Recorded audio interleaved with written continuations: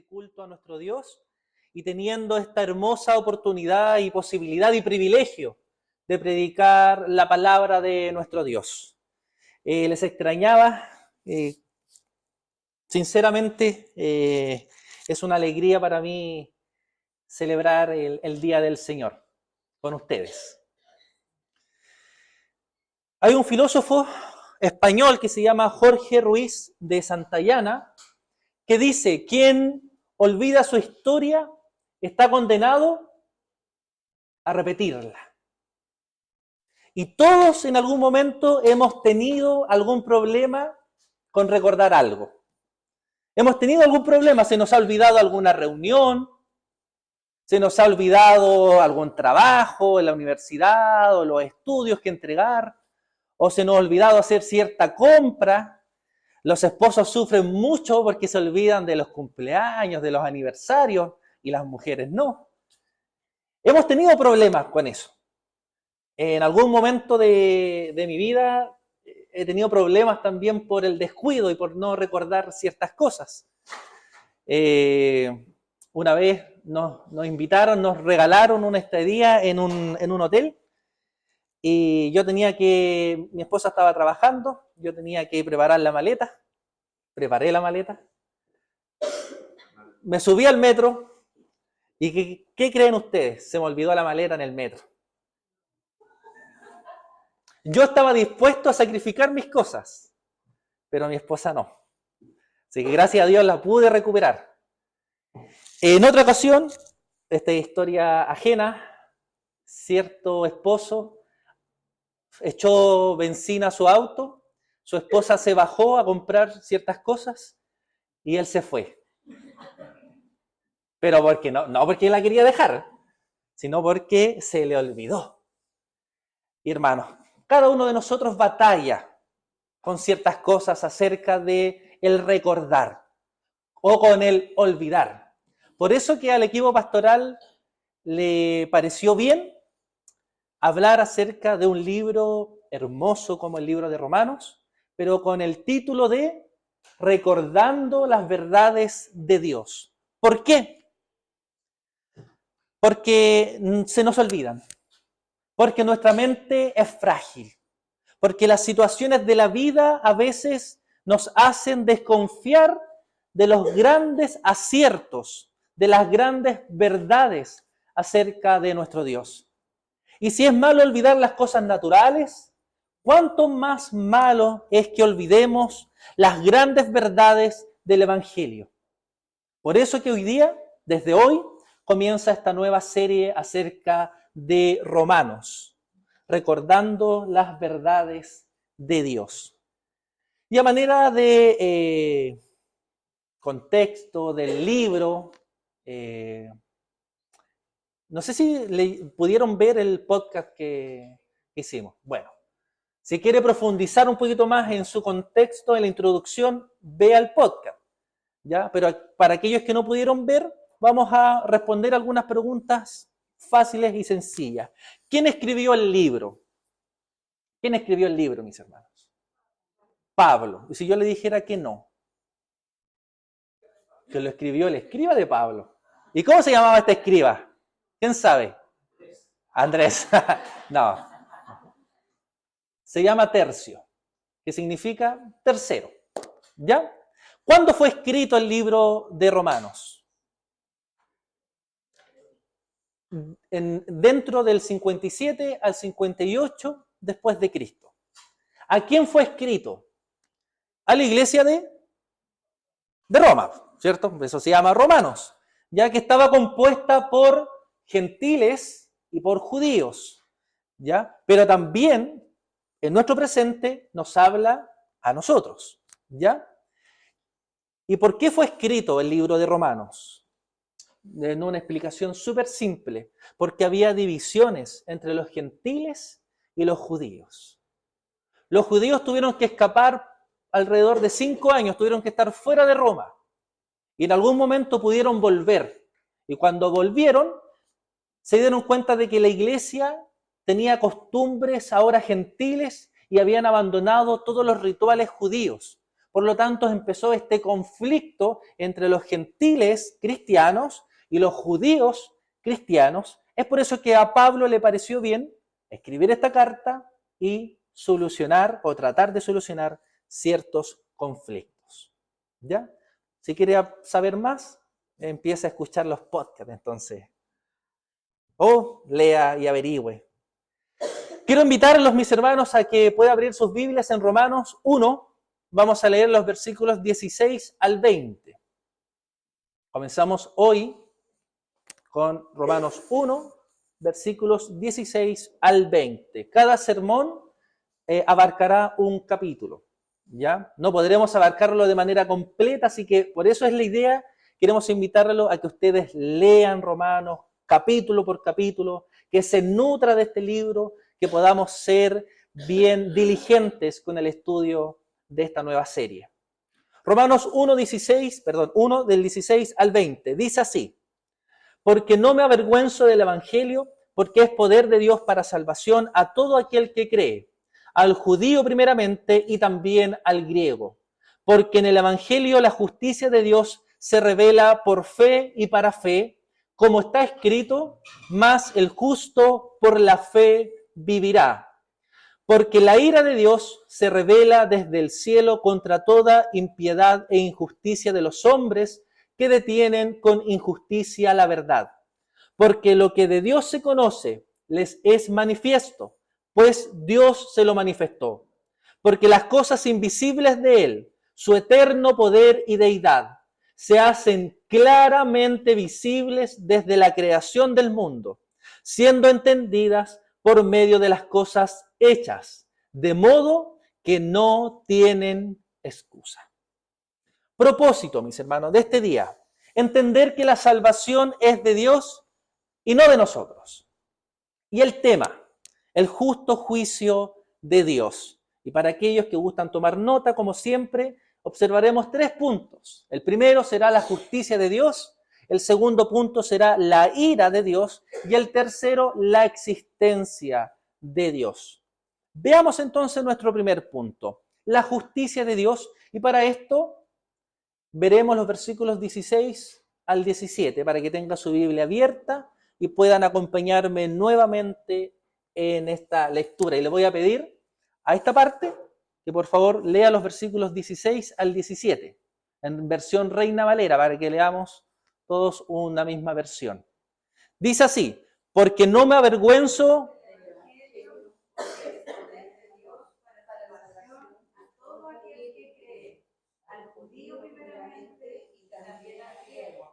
porque en el Evangelio la justicia de Dios se revela por fe y para fe, como está escrito, mas el justo por la fe vivirá. Perfecto. Muchos de nosotros en algún momento de nuestra vida evitamos ser identificados como cristianos y esto fue por vergüenza. Y esta vergüenza puede venir por diferentes conceptos. Por ejemplo, porque existe una mirada hacia el cristianismo que es incorrecta. Cuando nosotros no entendemos bien qué es el cristianismo, nos da vergüenza ser clasificado, ser etiquetado como un cristiano. Y esto podría ser porque siempre la cultura, la sociedad, mira al cristiano como un mojigato. ¿Cierto? Siempre en las películas es una persona mojigata, inocente, que está como que viviera en otro mundo. Y a nosotros, entonces, en algún momento nos puede dar vergüenza ser identificados con ese estilo de cristiano. Pero también puede venir porque se nos compara con ciertos personajes que sin duda dan vergüenza. No sé si a ustedes les pasa cuando leen o escuchan las noticias de esos líderes religiosos, pastores, pastoras, que se roban el diezmo de la congregación o que abusan de su poder, de su autoridad. A mí me da vergüenza que me identifiquen con ese cristiano, supuestamente. Nosotros sabemos que realmente no son cristianos, pero la gente lo titula como el pastor evangélico, el pastor cristiano se escapó con el dinero. Pero esta vergüenza también puede venir porque no estamos convencidos de nuestra fe y queremos agradar a los que nos rodean en vez de a Dios. Y esto pasa constantemente. Sobre todo pasa con aquellos que son cristianos desde chicos y tienen que ir al colegio. No sé si a ustedes les pasó, pero a mí sí. Yo evitaba decir que en realidad era cristiano. Porque decían, tú eres de esos que andan predicando en la calle. Tú eres de esos que se juntan en la semana y adoran a algo que ni siquiera existe, porque no tenemos ninguna estatua. Y nos da vergüenza. Pero también pasa cuando somos adultos, en el trabajo. A veces evitamos describirnos como cristianos, porque tenemos miedo a ser rechazados, a ser aislados. Tenemos miedo incluso en nuestra familia, de ser abandonados por ellas por causa de ser cristianos. Y entonces, ¿qué hacemos? Nos transformamos en cristianos secretos, en cristianos ocultos, en cristianos velados, para que no nos descubran, para que no nos rechacen, para que no se burlen de nosotros. Porque para el mundo, el cristiano, para la sociedad, el cristiano es retrógrado, es anticuado. Pero la gente está olvidando que gracias al cristianismo, mis hermanos, y eso es algo que no debemos olvidar y que debemos recordar siempre, gracias a los cristianos tenemos universidades. Los cristianos no son mojigatos. Los cristianos no son personas, si se me permite la palabra, tontas. Los cristianos son personas que saben que tienen que hacerle el bien a los demás. Y cuando buscan el bien de los demás, se mueven. Y eso hemos visto durante la historia. A cristianos formando universidades, a cristianos formando hospitales, a cristianos luchando para que haya igualdad, a cristianos batallando para que la mujer sea respetada, a cristianos luchando para que los trabajadores tengan derechos. Esos son los cristianos, mis hermanos. No tenemos por qué avergonzarnos del Señor. Lamentablemente la vergüenza viene porque tenemos una fe débil, porque no entendemos bien el poder y todo lo que el cristianismo y el evangelio ha hecho durante la historia. No entendemos realmente qué es el evangelio. La vergüenza a la cual Pablo hace referencia en este versículo 16 es cuando uno confía en algo que está equivocado, cuando uno confía en algo a ojos cerrados y se equivoca. Entonces, como Pablo sabe que el evangelio es verdad, que es algo certero, que no hay ninguna equivocación en el evangelio, en creer que Cristo es Señor y Salvador, dice, yo no me avergüenzo del evangelio. ¿Pero qué es el evangelio? El evangelio es la mejor noticia, mis hermanos, que podamos escuchar como humanidad. Las buenas nuevas. La noticia de que Jesús es Señor y Salvador. Y que por lo tanto debemos creer en Él para ser salvados de nuestros pecados. Y para que así podamos tener una restauración con Dios como nuestro Padre. Por eso Pablo aclara enfáticamente que él no está avergonzado de vivir el evangelio, que no está avergonzado de ser un apóstol del Señor Jesucristo, que no está avergonzado de cumplir con su llamado, porque sabe que el evangelio es verdad, es certero, que lo mejor que el hombre y la mujer pueden hacer es creer en Cristo como Señor y Salvador. Pablo no tenía ninguna vergüenza. Era un sinvergüenza. Porque cumplía con su llamado. ¿Qué llamado? Predicar a Cristo. Predicar a Cristo crucificado. Predicar a Cristo resucitado. La mejor noticia que podemos escuchar, mis hermanos, es saber que podemos tener perdón del problema más grande que existe, nuestra enemistad con Dios. Entonces, si Pablo no se avergonzaba del evangelio, si los hombres y las mujeres durante la historia tanto en el Antiguo como en el Nuevo Testamento, no se avergonzaban del Evangelio, sino que con valentía desafiaron los más excelsos peligros, entregando su vida por Cristo. Te tengo una pregunta. ¿Por qué tú te avergüenzas del Evangelio? ¿Por qué no estás cumpliendo con tu llamado, con tu misión?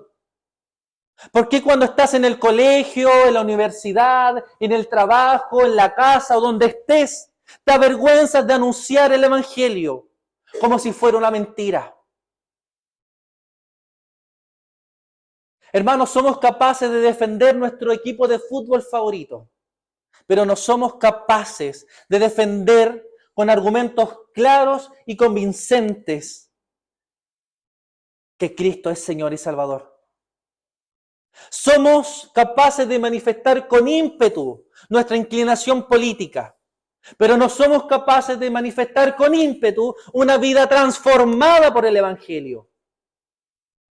Somos buenos para elaborar los mejores argumentos para ganar una discusión con nuestros esposos, con nuestras esposas, pero no somos capaces de elaborar argumentos, claros argumentos, para cumplir con nuestro llamado de predicar que Cristo es el Señor, nuestro llamado de predicar el Evangelio, de anunciar que Cristo es Rey, de que Cristo salva, que Él es el único camino, la verdad y la vida.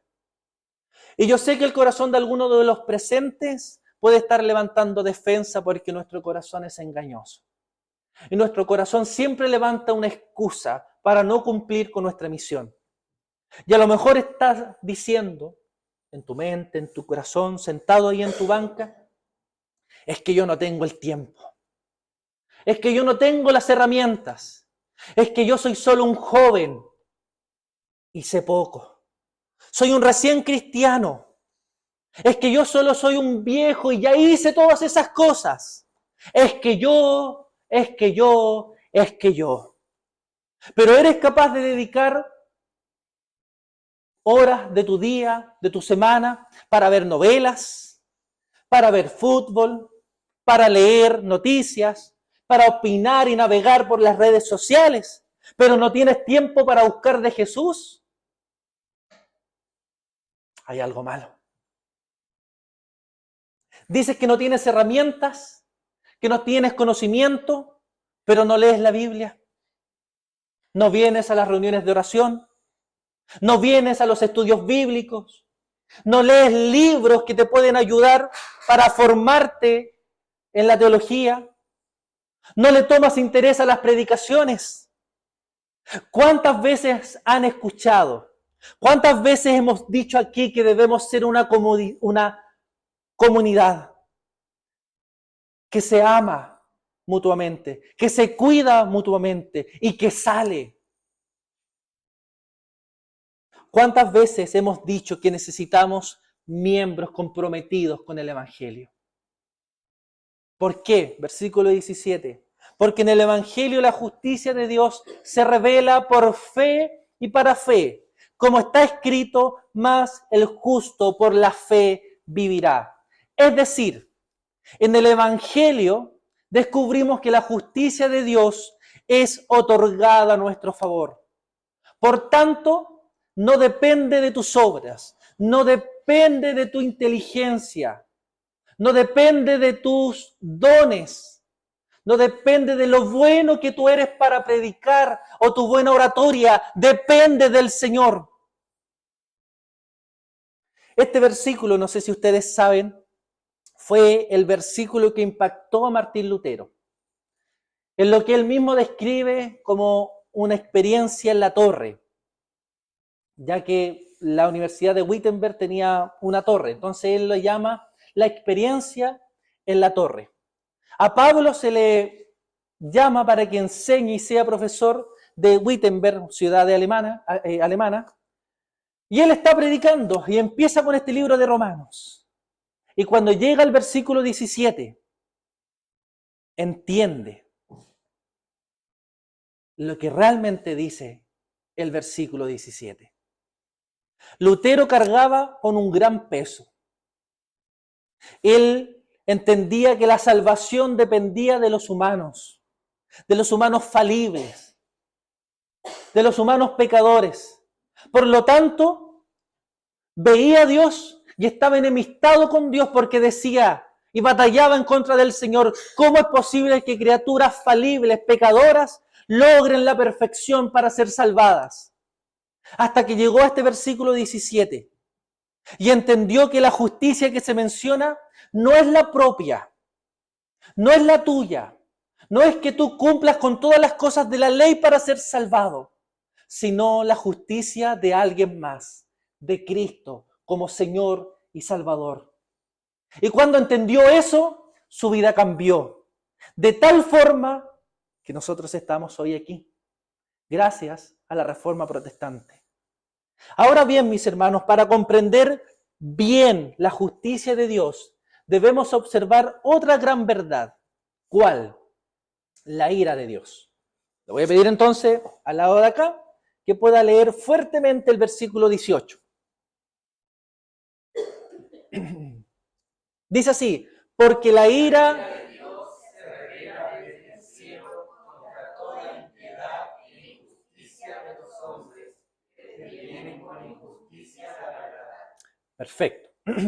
El apóstol Pablo presenta ahora un argumento para probar que la justificación, que la justicia de Dios, no puede ser entregada por ninguna obra humana, sino solo por Cristo a través de la comunicación del Evangelio.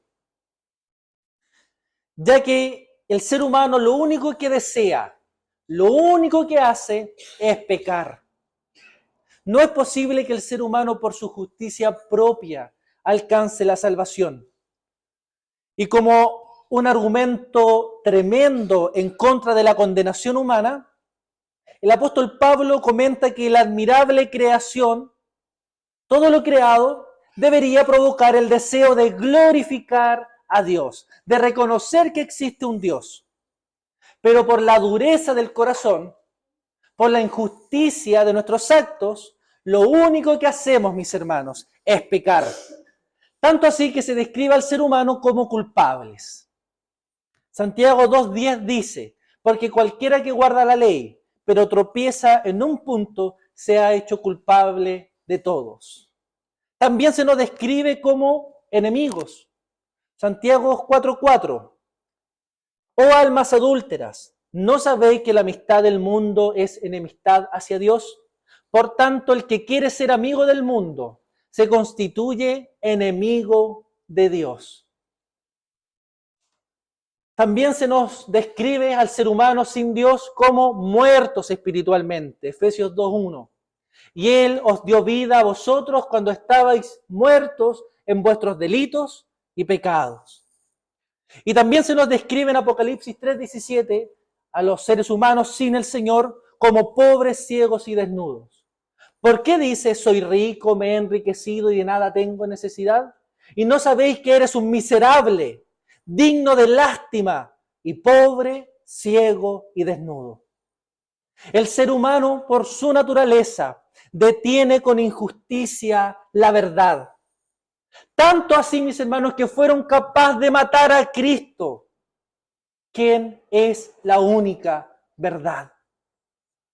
Pablo nos dice que el mundo en su totalidad es culpable de la muerte eterna, de la condenación. Versículo 18 dice, la primera parte: porque la ira de Dios se revela desde el cielo. Es decir, Dios mira con indignación el comportamiento humano. Ve a la humanidad y ve una humanidad que solo peca, falla, se corrompe. Porque el ser humano sin Dios actúa con impiedad e injusticia. Y Pablo utiliza estas dos palabras, impiedad e injusticia, para resaltar la misma cosa, el mismo concepto: la ingratitud hacia Dios. Dicho de otra forma, es cuando levantamos ídolos en nuestros corazones a los cuales adoramos. La impiedad y la injusticia entonces es despojar a Dios de su gloria. Es poner a cualquier otra cosa en el centro y adorarlo. Todos nosotros, mis hermanos, despojamos a Dios de la gloria que Él se merece. Como dice Juan Calvino, nuestro corazón es una fábrica de ídolos. ¿Y qué es un ídolo? Un ídolo, según Keller, es cualquier cosa más importante para ti que Dios. Cualquier cosa que absorba tu corazón e imaginación más que Dios. Cualquier cosa que busques para darle lo que solo Dios puede dar.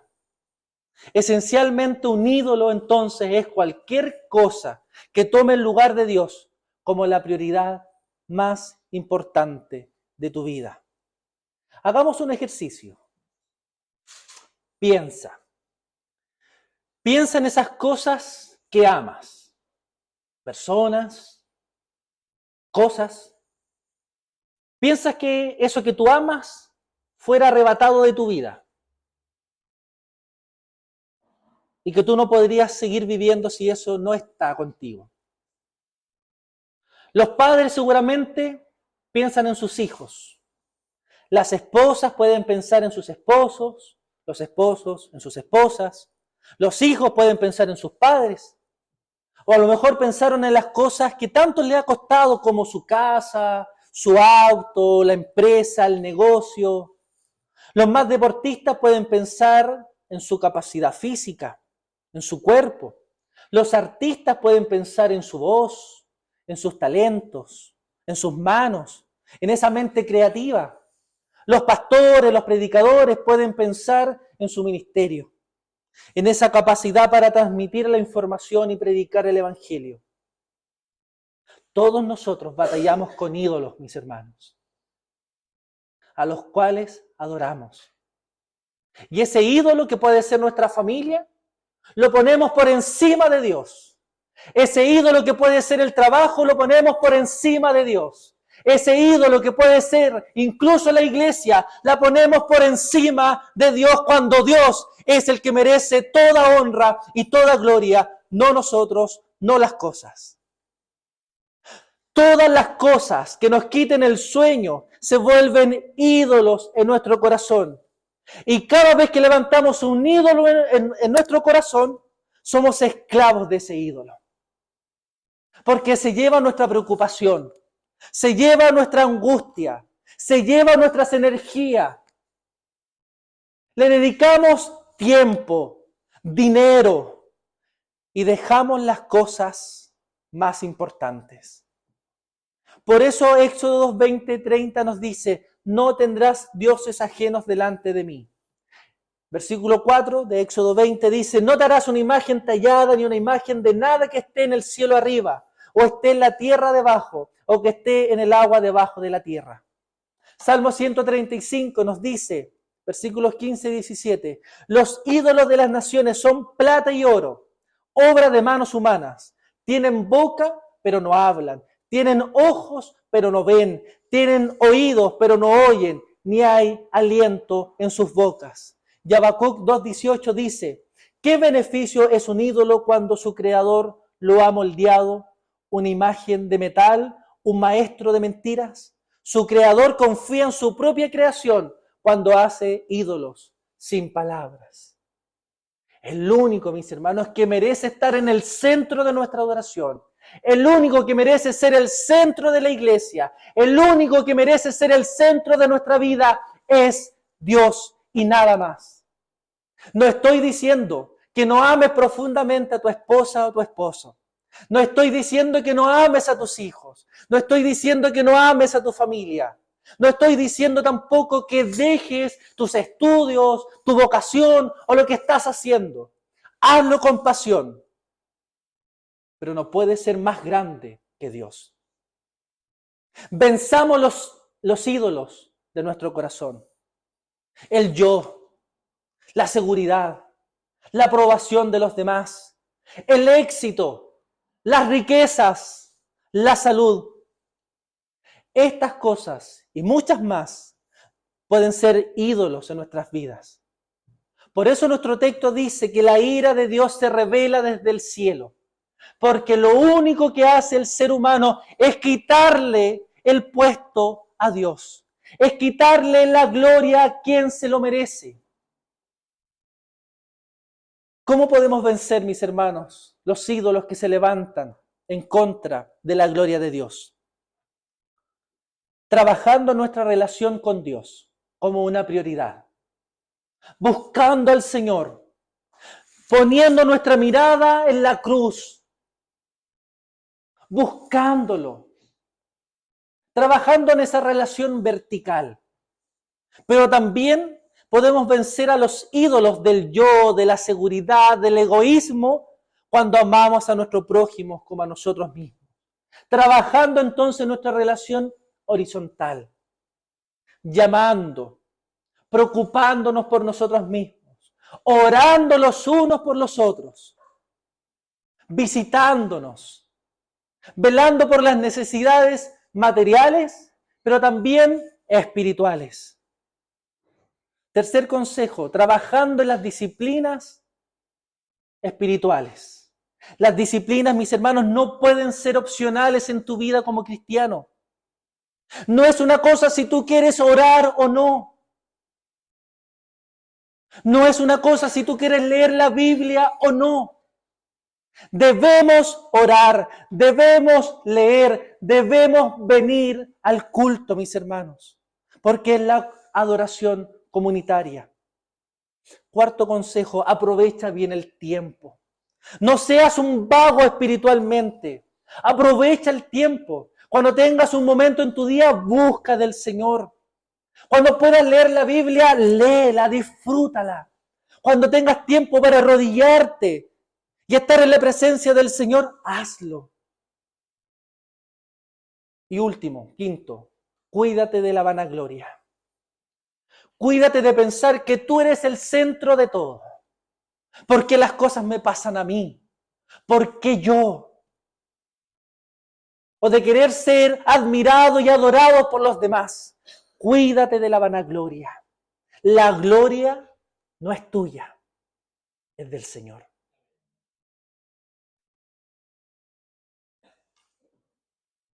¿Qué hemos aprendido hasta aquí?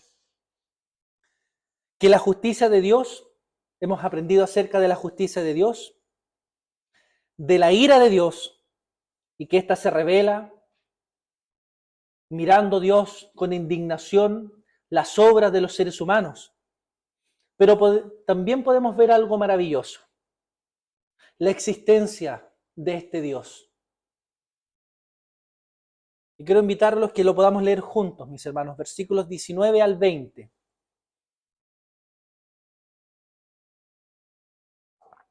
La existencia de Dios. ¿Sí? ¿Lo vio? ¿Tiene abierta su Biblia?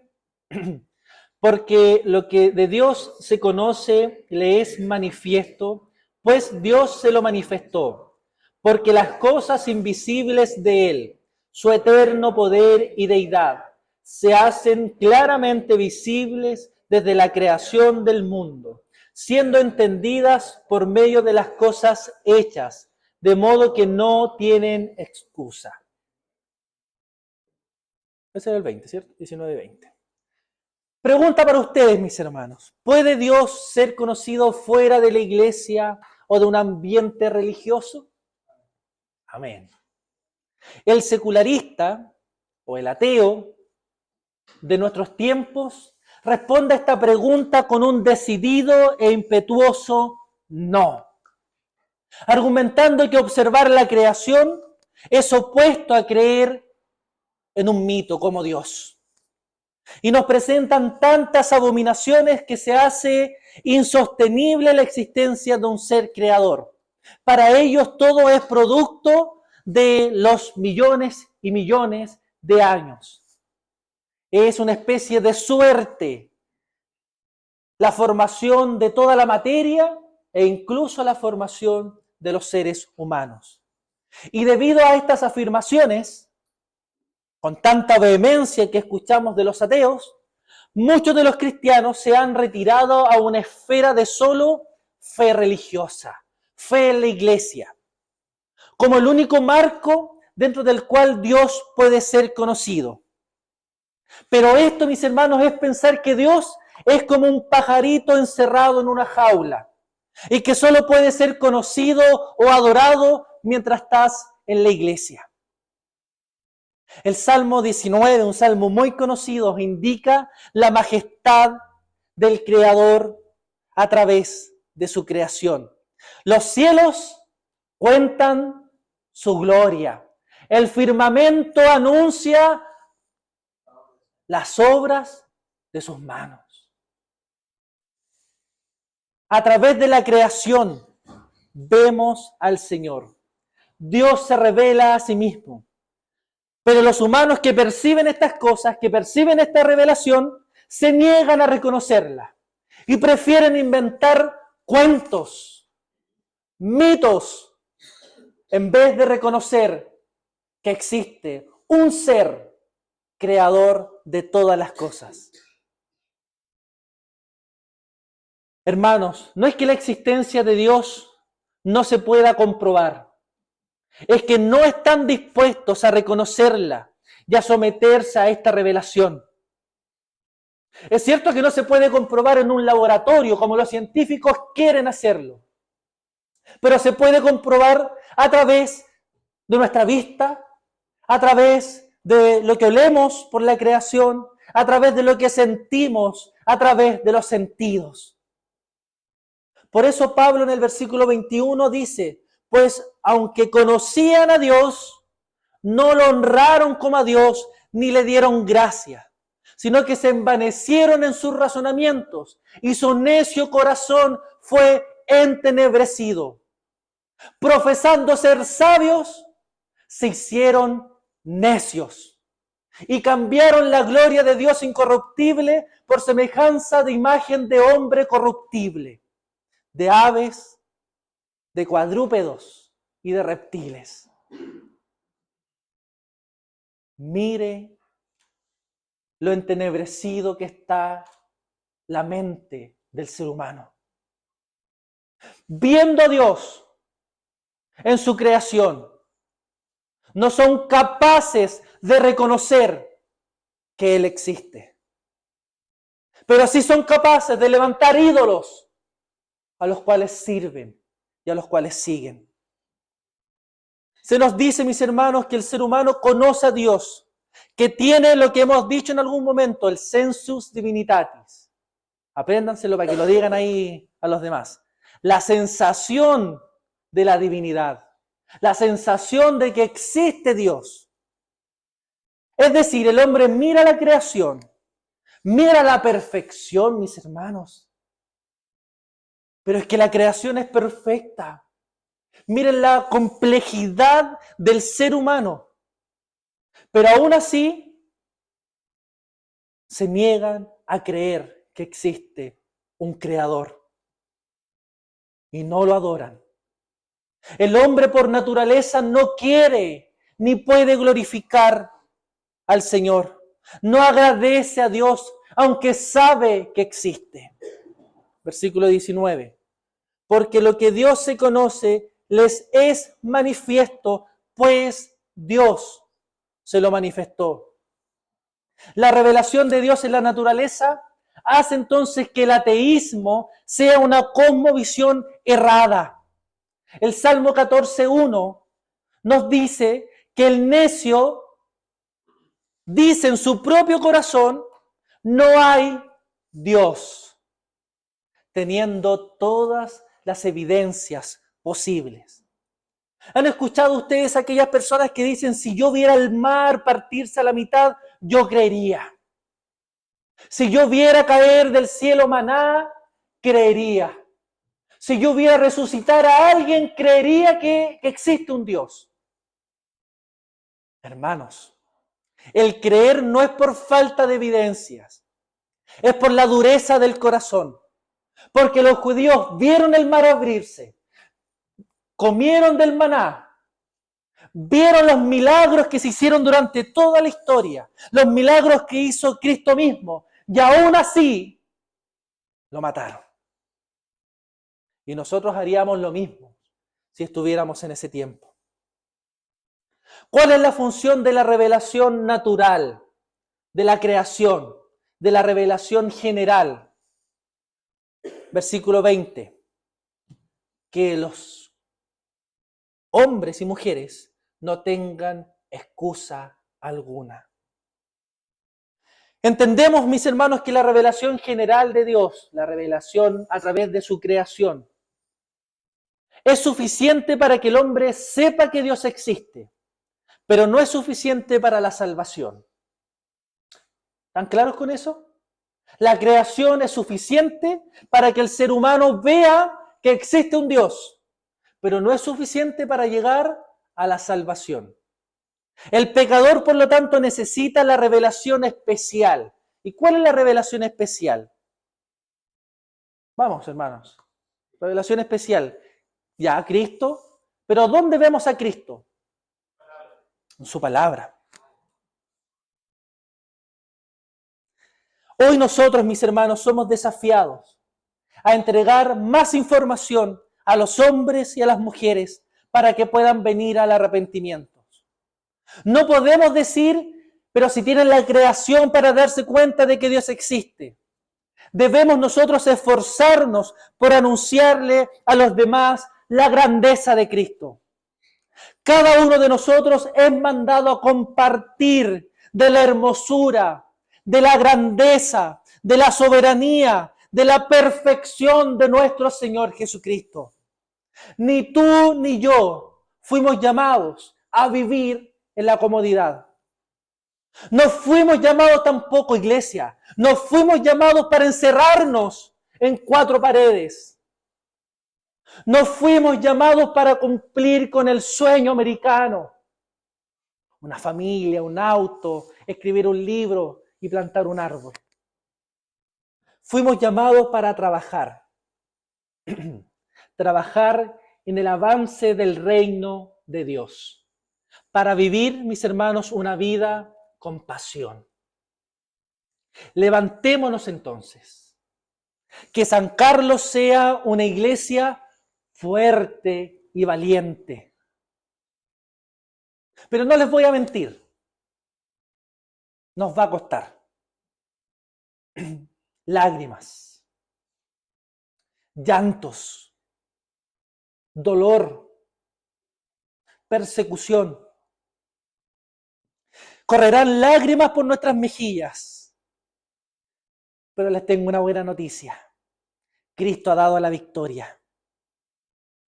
Él nos ha dado la gran comisión de ir de un lado a otro diciendo, todavía hay tiempo, todavía hay salvación. Salvación para todos aquellos que se rinden ante los pies de Cristo como su Señor y como su Salvador.